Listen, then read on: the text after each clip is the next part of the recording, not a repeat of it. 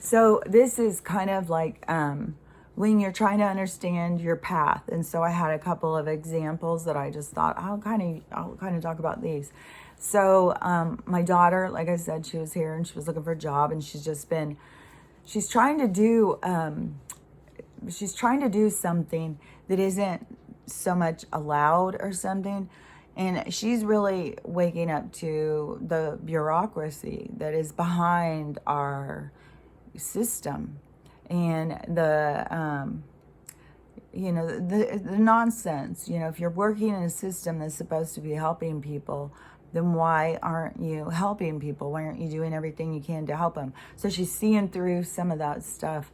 And there's a girl who she had as a client, and she was having, like, all of her family just kept rejecting her. And my daughter just felt like, it was important for this person to have some stability. And so she wanted to have her come and stay with her. And then the system was like, no, you can't do that.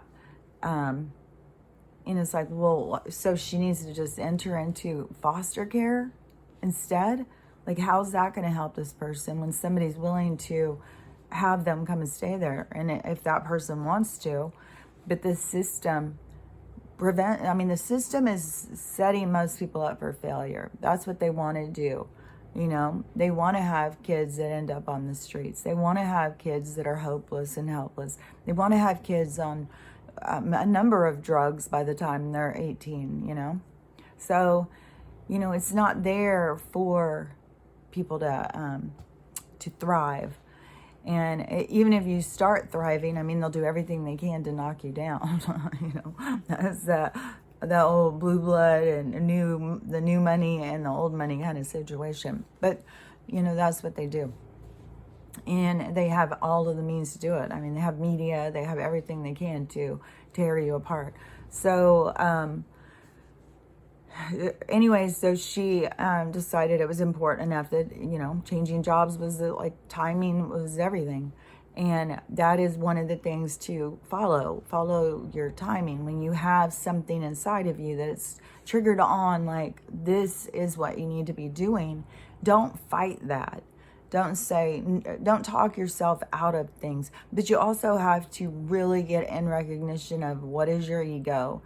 Like question yourself. Am I doing this out of ego? What's my intention? What is my purpose? What is my drive? Why am I doing this? You don't just, because I think so many people think just because they feel something or want something that they think that that's their desire, their life journey or purpose or whatever.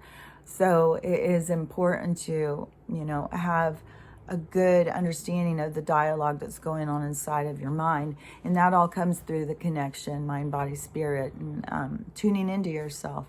And so, anyways, like I said, she had been looking for a job all weekend while she was here. She was doing a resume and trying to make it real perfect. And I kept saying, it's, whatever job is going to come, it's going to be, it'll be destiny. Like, it won't matter what you do. It's supposed to be that job. So, it won't matter if you put a parentheses or a number or whatever. What's meant to be is meant to be.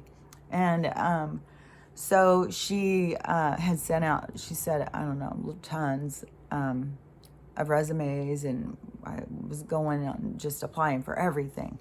And she wants to switch from being a social worker anymore. She saw through, like, you can't help people that don't want to help themselves. It's impossible. It's a dead-end street. If somebody wants help, they will look for help.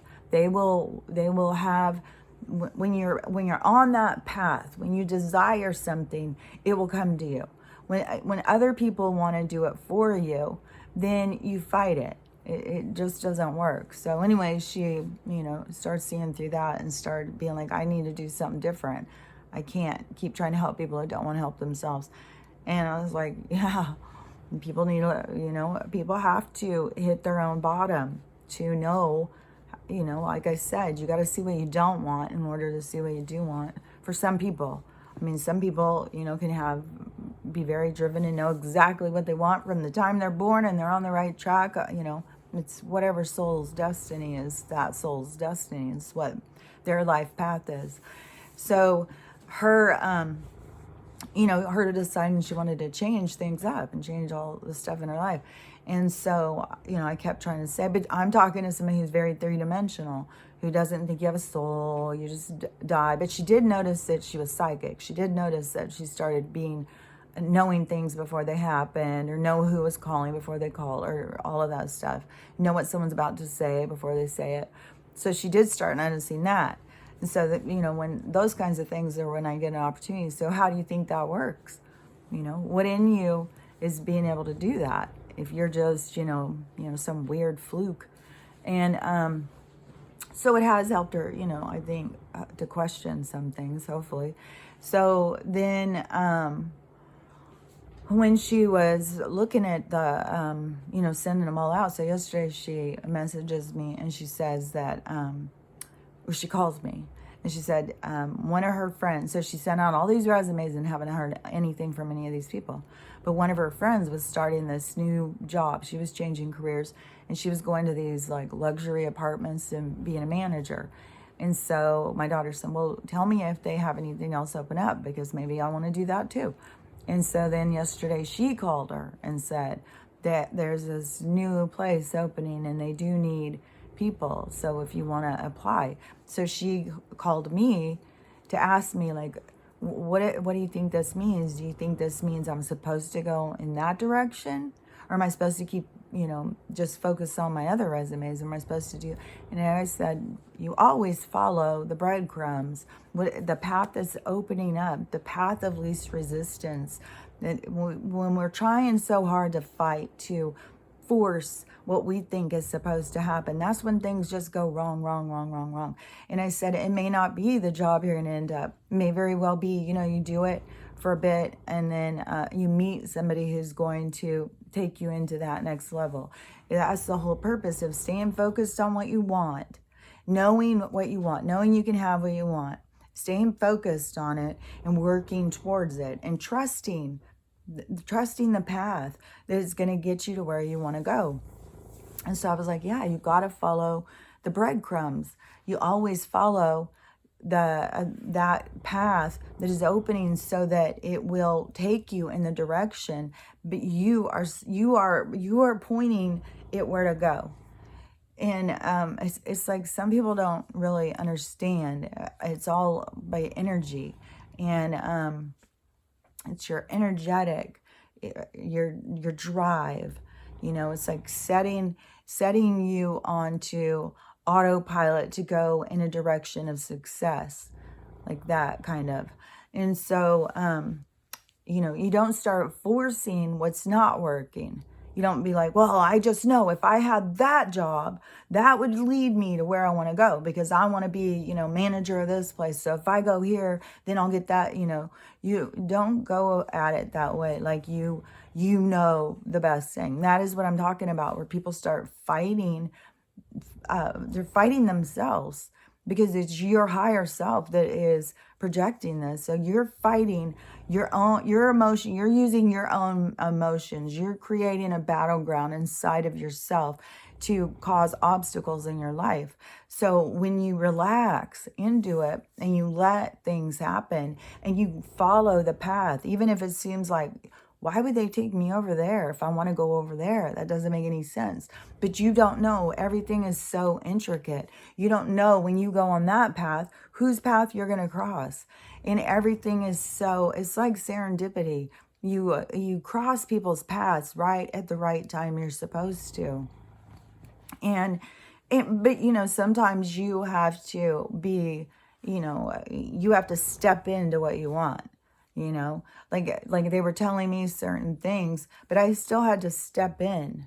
You have to step into where they're telling you to go. You have to trust that. And the more you get into that, like trusting, the more you will see that there's every reason to trust, that it is there for you, that it is taking you in the direction you want to go.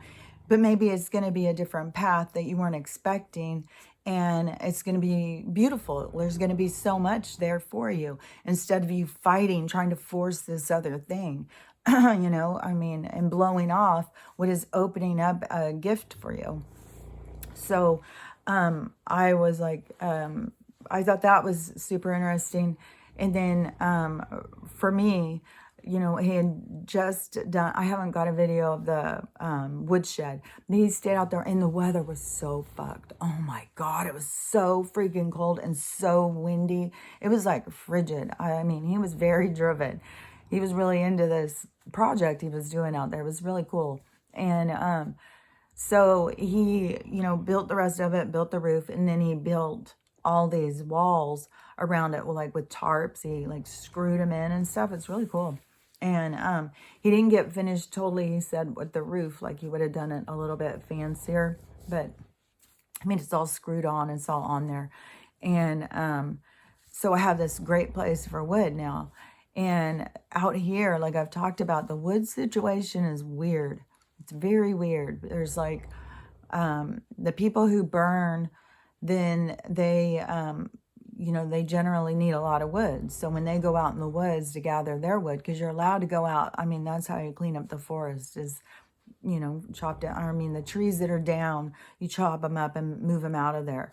So you're allowed to go out in the woods and, you know, clean the forest by taking the wood from the down trees. And so you have people that do that. But when they do a lot of their own burning, like the one guy that I was talking to before who came and helped when I first moved in, I had a couple of down trees and he came out and he did that and we split the wood. And he was the one telling me that about that. And he said that when he does it, he has to get like 3 to 5 cords per winter. So they'll spend all summer like hunting and gathering is like that. But all of our resources are out there, see. It's all their bullshit is to make us feel like, you know, that the earth can't manage us. They can't manage us. The controllers, they want control. It has nothing to do with resources and shit. And so,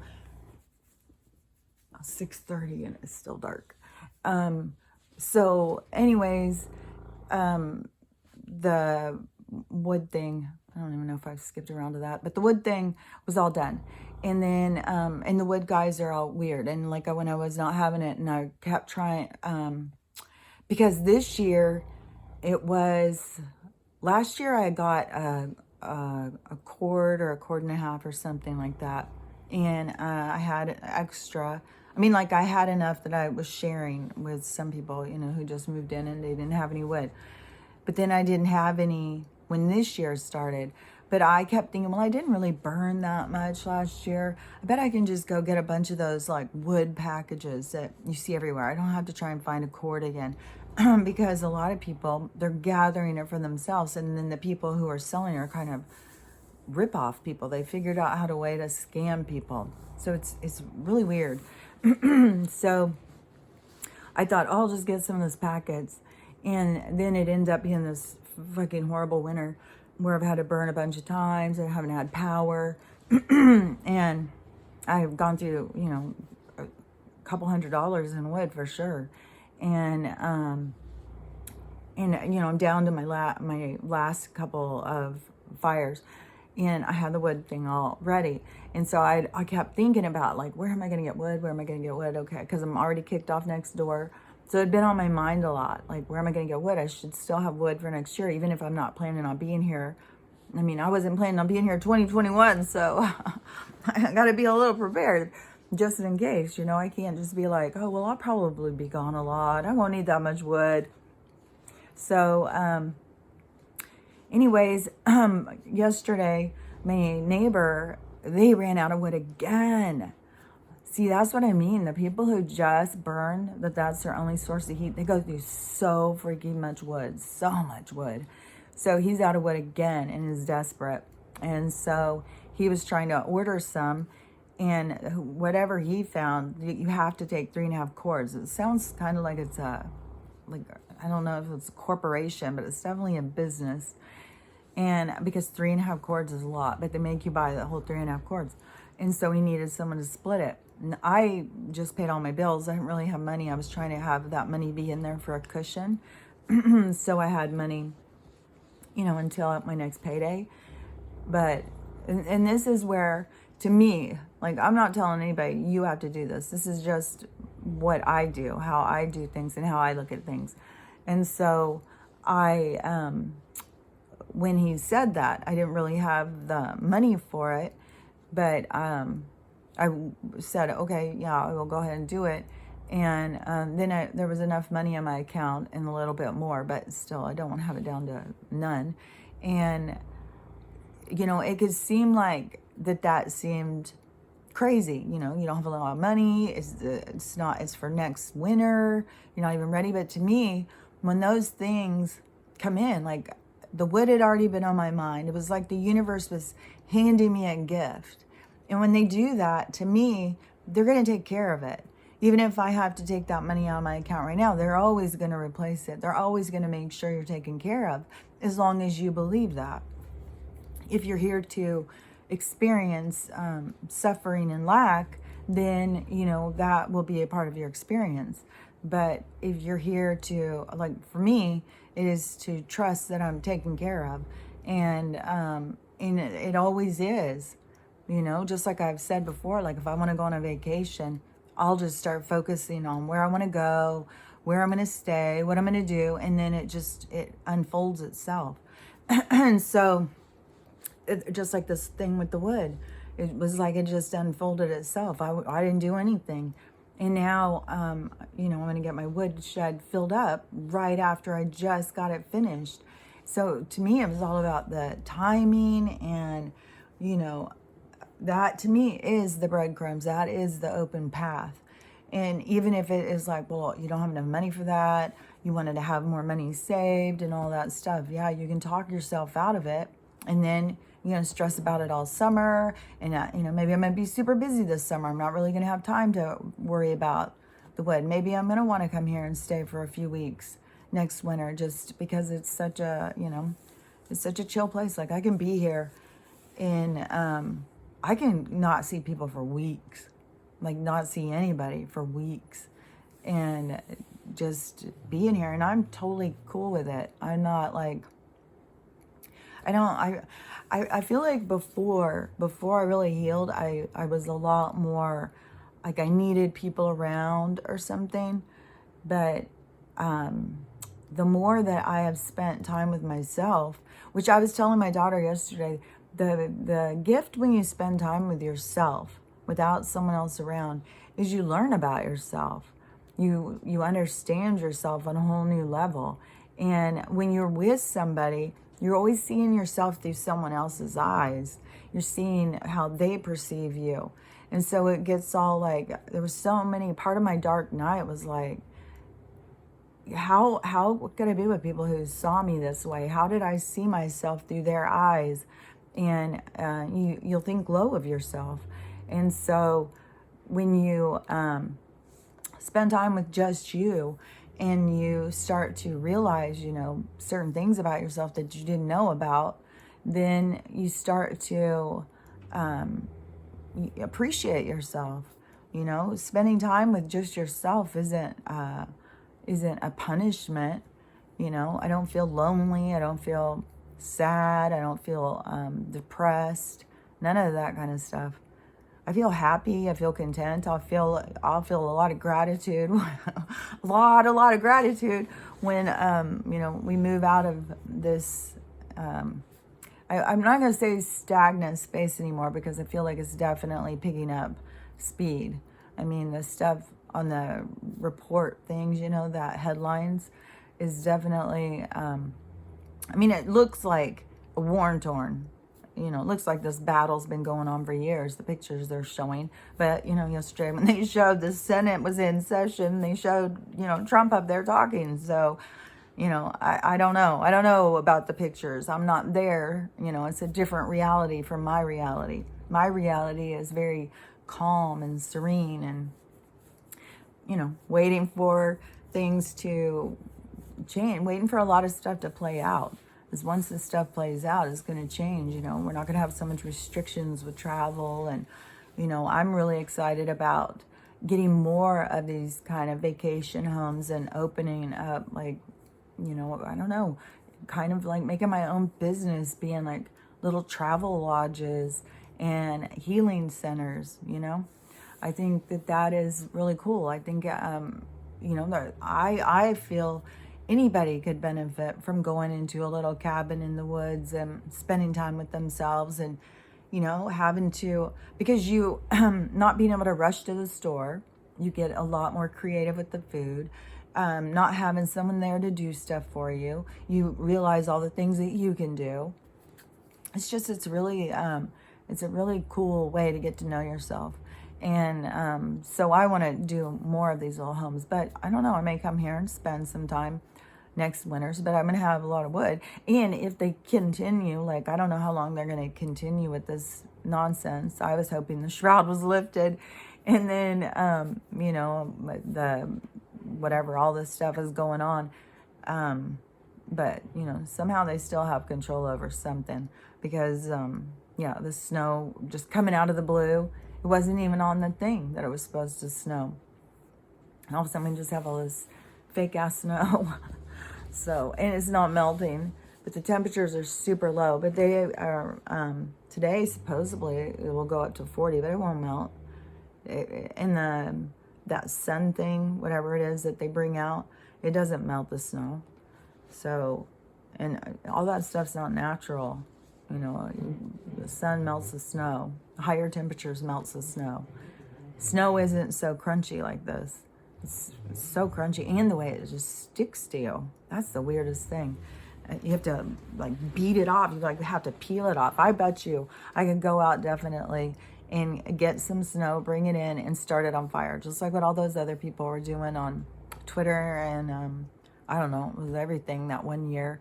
It was definitely when I was on Twitter. So I think it was 2020 March was when everything started. So yeah, so by the time it starts snowing, after September, October, November, because I think there was some really weird snowstorms too, where people, I swear to God, I think there was a damn snowstorm in June or something somewhere. There was a lot of weird ones, and people were going out and getting the snow and bringing it in, making balls, and they were starting them on fire. It was like turning black instead of melting. Because if you're actually holding frozen, like if you take an ice cube and you melted it, it's not going to turn black, it's just going to keep dripping. But these didn't do it. They did it more like when you hold a flame up to plastic and it turns black, like that. So it's whatever's in the snow stuff. It's be a lot of chemicals and plastics and stuff like that. Plastic. Yeah. And another thing too is they keep on saying like they're marching towards Chernobyl. Why are they? Nobody's even allowed to go up near it. It's nobody lives there. It is, even if you try and go up to where the plant is or whatever, it's all abandoned, but there's a lot of weird vegetation and animals. There's a lot of weird shit in there. So I don't understand, like, why would they be marching up there? It still is highly toxic too. So it's like, why do they keep saying they're marching there? Are they trying to scare us and make us think like this is still active? And we're going to go there and take over this nuclear plant or something? Like, I don't know. I don't watch the news and stuff. I don't know why they keep showing, like, oh, they're marching into Chernobyl. Like, well, they're going to go in and look for unicorns? Like, what? I don't know. Everything is just like, all they want to do is just keep us terrified. And, that's why the news is all just propaganda and sensationalized terror. And that's why it's really important just to focus on yourself and detach. All of that keeps you trapped in there, just like what I was talking about with the avatar, the three-dimensional, like if you're focused on that, that's all you'll see. When you open up and focus on everything else, then you'll start seeing so much more. So anyways, that's enough of all that. So, and I just say, to get centered, understand, like watch what your path is. It may be coming in different directions. There's a lot of paths opening. Don't fight things because you think like you know better. That is, it's relax into things, you know, let things happen.